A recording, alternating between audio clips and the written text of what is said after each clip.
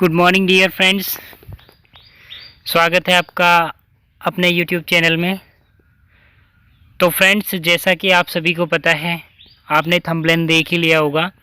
आज हम एक नई सीरीज़ स्टार्ट कर रहे हैं और इस सीरीज़ में हम मॉडर्न इंडिया या मॉडर्न हिस्ट्री से जितने भी प्रीवियस ईयर क्वेश्चन पेपर, मतलब आपसे 10 साल पहले तक के सारे क्वेश्चंस को सॉल्व करने का एक प्रयास छोटा सा हम लोगों का रहेगा। आप सभी से निवेदन है कि वीडियो ज़रूर देखिएगा ताकि आपको अपनी तैयारी का एक अंदाज़ा लग जाएगा कि आपने अभी तक कितना पढ़ा है और आप कहां तक पहुंचे हैं। तो फ्रेंड्स, हम डेली 5-5 क्वेश्चन को सॉल्व करेंगे और क्वेश्चन के सॉल्यूशन को भी आपके सामने रखेंगे। ठीक है फ्रेंड्स, तो चलिए, जैसा आपने थंबनेल पे देखा प्रीवियस ईयर क्वेश्चंस, ये हमारे यूपीएससी, यूपीपीएससी हिस्ट्री से रिलेटेड रहेंगे और इसमें हम न केवल UP PCS, Jharkhand PCS, Chhattisgarh PCS, Uttarakhand PCS, Rajasthan PCS, इन सभी जितने भी पीसीएस में हिस्ट्री से रिलेटेड क्वेश्चन अभी तक पूछे गए हैं उनको सॉल्व करने का प्रयास करेंगे। तो चलिए फ्रेंड, शुरू करते हैं वीडियो को। ओके, तो चलिए,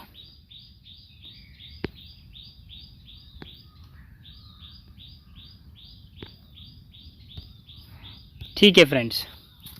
तो देखिए, जैसा आप सबसे पहले देख पा रहे हैं, आपके सामने पहला क्वेश्चन आ चुका है और पहला क्वेश्चन बेसिकली बस इतना सही है कि बंगाल की खाड़ी में, कहा बंगाल की खाड़ी में समुद्री डकैती हेतु, बंगाल की खाड़ी में समुद्री डकैती हेतु उपयोग कौन करता था? हुगली का। ठीक है, आप लोगों को बताना है कि हुगली का उपयोग कौन करता था। डच करते थे या फ्रांसीसी करते थे, पुर्तगीज़ करते थे या अंग्रेज़ करते थे?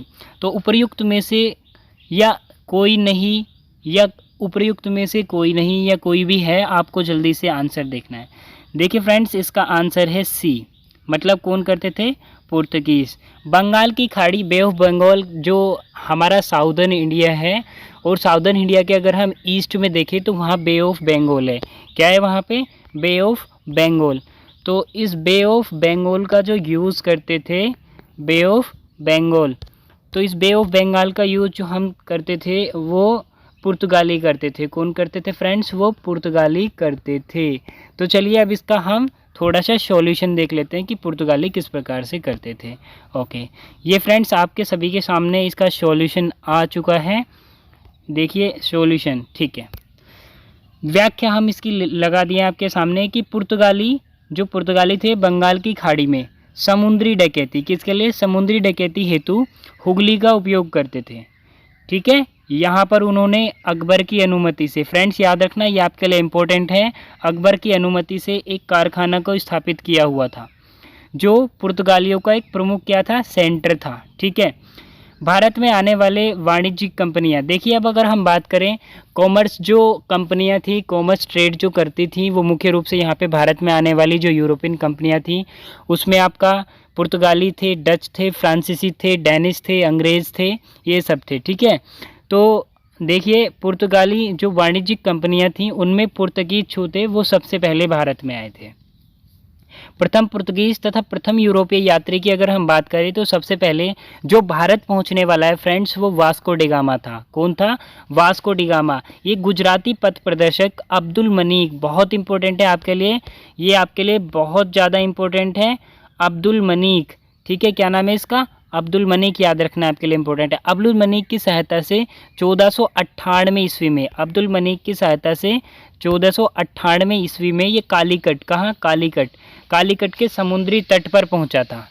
ठीक है फ्रेंड्स, अब भारत में प्रथम पुर्तगाली जो वायसराय था उसको आपको ध्यान रखना, फ्रांसिस्को डी अल्मीडा। कौन? फ्रांसिस्को डी अल्मीडा ने टर्की, गुजरात, मिस्र, संयुक्त राज्य जो सेना थी उसको पराजित कर दमन और दीव, मतलब दीव ही था, ओके, तो दीव पर अपना क्या कर लिया था? बेसिकली अपना अधिकार कर लिया था, दीव पर अपना अधिकार कर लिया था। ठीक है, दीव पर उसने अपना अधिकार कर लिया था। अब नेक्स्ट देखना है आपको कि इसके बाद दीव पर जब उसने अपना अधिकार कर लिया था तो दीव पर अधिकार के पश्चात पुर्तगाली हिंद महासागर में अधिक शक्तिशाली शक्तिशाली माने जाने लगे थे। फ्रेंड्स, ये आपका पहला क्वेश्चन का जो व्याख्या था वो कंप्लीट हुआ। आई होप कि आपको अच्छा लगा होगा। एक बार फिर से देख लीजिए कि पुर्तगाली बंगाल की खाड़ी में समुद्री डकैती हेतु हुगली का प्रयोग करते थे। यहाँ उन्होंने अकबर की अनुमति से एक कारखाना स्थापित किया हुआ था जो पुर्तगालियों का प्रमुख केंद्र रहा। माना जाता है कि भारत आने वाले वाणिज्यिक कंपनियों में पुर्तगाली प्रथम थे। ओके, पुर्तगाली तथा प्रथम पुर्तगाली यूरोपीय यात्री कौन था? वास्को डी गामा, जो अब्दुल मनीक की सहायता से 1498 में कालीकट पहुंचा था। देखिए, इस समय कालीकट के जो शासक थे वो हिंदू शासक थे जिनको जेमोरिन्स के नाम से जाना जाता था।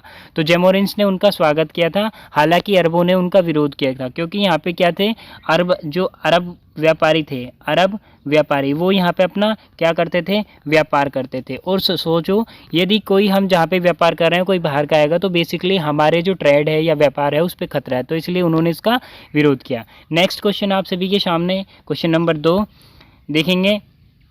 क्वेश्चन नंबर 2 आप सभी के सामने आ चुका है। ओके फ्रेंड्स, यह है डच ईस्ट इंडिया कंपनी ने किस वर्ष अपनी फैक्ट्री पटना में स्थापित की? पटना का बताना है आपको। आंसर ए 1601, बी 1632, सी 1674 या 1774 और सी हो गया डी 1651। फ्रेंड्स, उपयुक्त में से कोई नहीं या उपयुक्त में से कोई एक से अधिक, तो इसका आंसर है फ्रेंड्स, आप देखेंगे इसका जो आंसर है, इसका आंसर है ये, ठीक है, 1632 ईस्वी में, 1632 ईस्वी में। ठीक है फ्रेंड, चलिए अब हम इसकी व्याख्या की बात करते हैं। देखिए, इसकी व्याख्या आप सभी के सामने आ चुकी है। व्याख्या में आप पढ़ेंगे, भारत में यूरोपीय जो कंपनियों का आगमन जहांगीर के काल में हुआ। किसके? जहांगीर के काल में स्टार्ट हुआ था। और 1602 मतलब 1602 में स्थापित डच ईस्ट इंडिया कंपनी भी व्यापार के उद्देश्य से, देखिए ये आए जो थे भारत में सारे के सारे मैक्सिमम, इनका जो एक एम था, उद्देश्य था, वो ट्रेड था, व्यापार था। ठीक है, तो उद्देश्य से ये भी भारत आई थी डच ईस्ट इंडिया कंपनी। और 1623 तक उसने कई क्षेत्रों में अंग्रेज़ों को हराया। 1632 में डचों ने बिहार में पटना में भी अपनी सर्वोच्चता सिद्ध करते हुए अपने व्यापारिक केंद्र खोले और बिहार में प्रवेश करने वाले प्रथम यूरोपीय पुर्तगाली थे। ये आपको याद रखना है। ठीक है, चलिए क्वेश्चन नंबर 3 आप सभी के सामने स्क्रीन पर है। ओके, देखेंगे, मुगल बादशाह बहादुर शाह जफर के बारे में कहा जाता था कि उसके साम्राज्य की सीमा क्या थी? यह आपको बहुत इंपॉर्टेंट क्वेश्चन है फ्रेंड्स।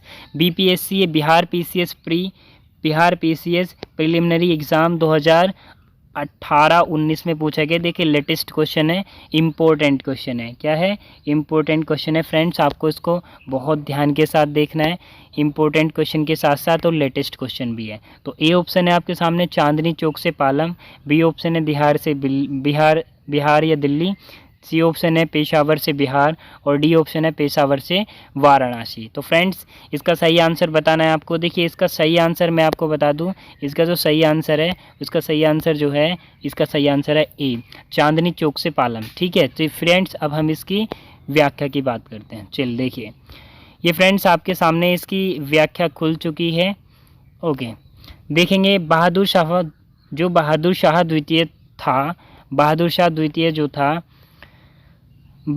द्वितीय को बहादुर शाह जफर के नाम से जाना जाता था। वह मुगल वंश का अंतिम शासक था। याद रखना, मुगल वंश का अंतिम शासक था। मुगल वंश का वह अंतिम शासक था।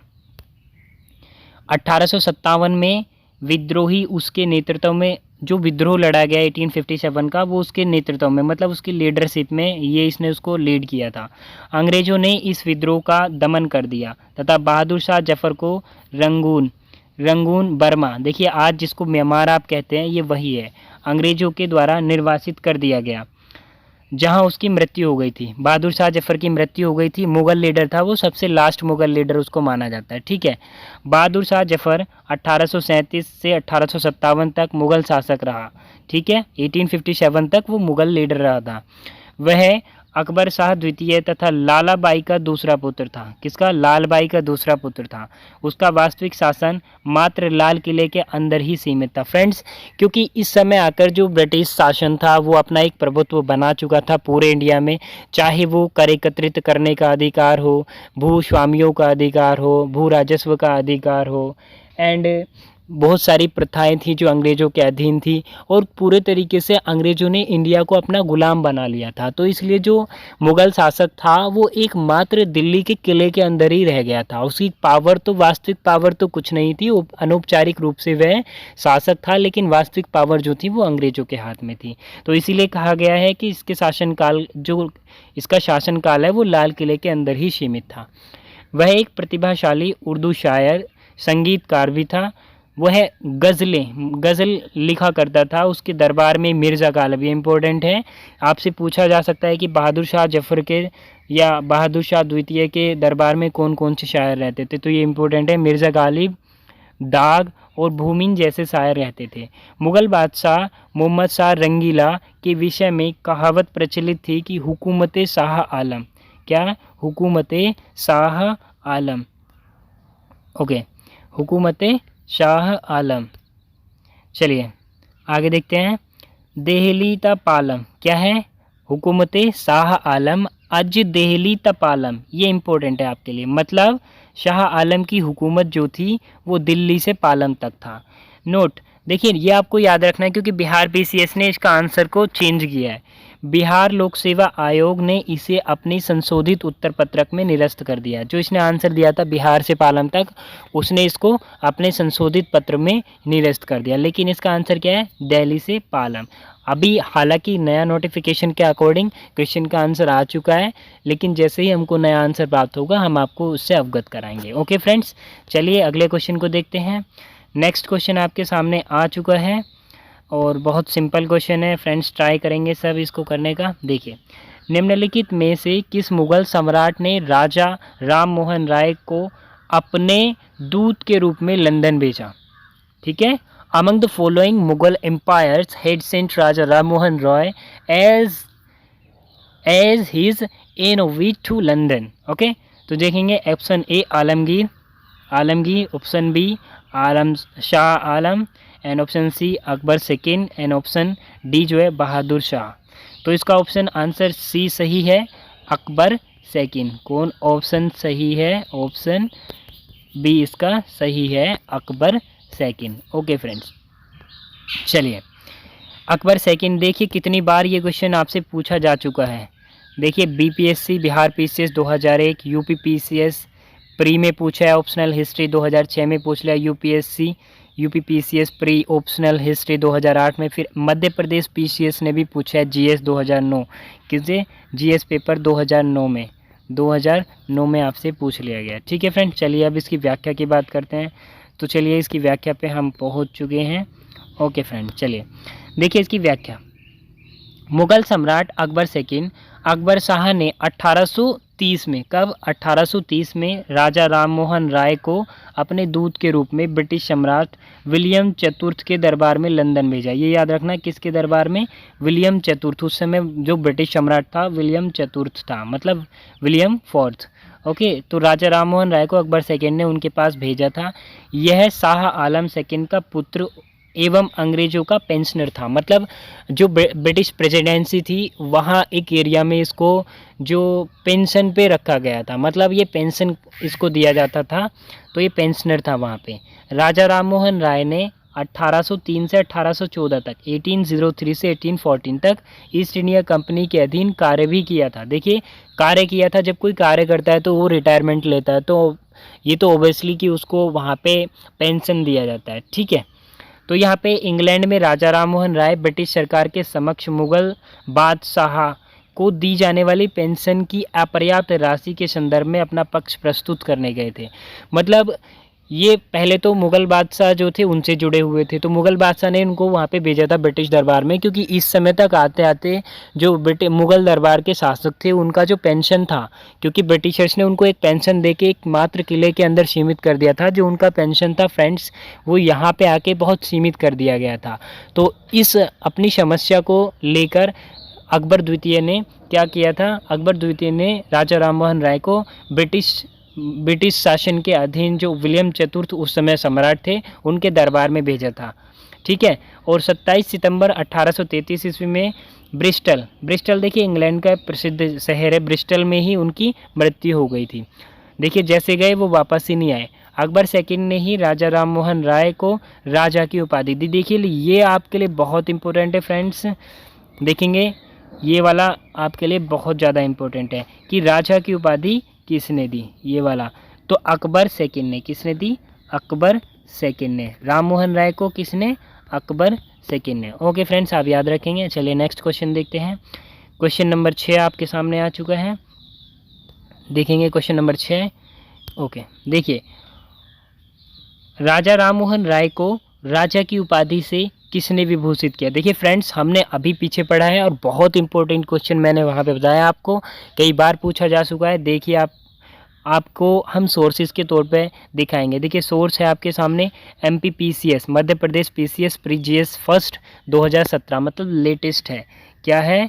लेटेस्ट क्वेश्चन है फ्रेंड्स, और इसका रूप बदल के पूछा जा सकता है। देखिए हालांकि जो क्वेश्चन है वो रिपीट तो नहीं होते, लेकिन उनका ही स्वरूप बदल के उनको फिर से पूछ लिया जाता है हम लोगों से, तो इसलिए बहुत क्या है, इम्पोर्टेंट क्वेश्चन है फ्रेंड्स, इम्पोर्टेंट क्वेश्चन है। देखेंगे औरंगजेब ने दिया था। सेकंड है रॉबर्ट क्लाइव। देखिए रॉबर्ट क्लाइव को थे, ये अंग्रेज़ गवर्नर थे, ठीक है, अंग्रेज़ गवर्नर थे। एंड ये महात्मा गांधी, राष्ट्रपिता महात्मा गांधी, ये ठीक है। और डी ऑप्शन है आपके सामने मुग़ल सम्राट अकबर द्वितीय। देखिए फ्रेंड्स, अभी हमने पढ़ा था, आपने भी पढ़ा, अच्छे से आप जानते हैं, तो इसका आंसर कौन है? मुग़ल सम्राट अकबर द्वितीय। देखिए अगर इसकी व्याख्या की बात करें तो पहले जो मैंने इससे क्वेश्चन कराया है आप लोगों को, उसमें इसकी व्याख्या ऑलरेडी आपको करा दी है। जैसे ही क्या थे, अकबर सेकंड ने राजा राम मोहन राय को, मुग़ल शासक ने राजा राम मोहन राय को अपनी समस्याओं को लेकर, पेंशन से संबंधित समस्याओं को लेकर जो सम्राट था, ब्रिटिश सम्राट, उसके दरबार में भेजा था। तो किसको भेजा था? वो राजा राम मोहन राय को भेजा था, ठीक है। और अकबर सेकंड ने ही राजा राम मोहन राय को राजा की उपाधि दी थी फ्रेंड्स। ओके, आई होप कि आपको ये कंप्लीट समझ में आ गया होगा, ठीक है फ्रेंड्स। आज हमारे 5 क्वेश्चन पूरे हुए। नेक्स्ट वीडियो हम लेकर आएंगे जल्दी ही, जिसमें 5 क्वेश्चन फिर से करेंगे, और पिछले 10 सालों के प्रीवियस ईयर की जितने भी क्वेश्चन पेपर की सीरीज होगी, हम आपको कंप्लीट अपने इसी चैनल पे अवेलेबल कराएंगे। आपसे बस एक रिक्वेस्ट है कि प्लीज़ यदि आप इन क्वेश्चंस को सॉल्व करना चाहते हैं और विद एक्सप्लेनेशन हमारे साथ, तो प्लीज़ हमारे चैनल को सब्सक्राइब करिए और नोटिफिकेशन बेल को ऑन कर दीजिए, ताकि कोई भी वीडियो चैनल पर अपलोड हो तो आपको समय से प्राप्त हो। थैंक यू गाइज़, बहुत बहुत धन्यवाद।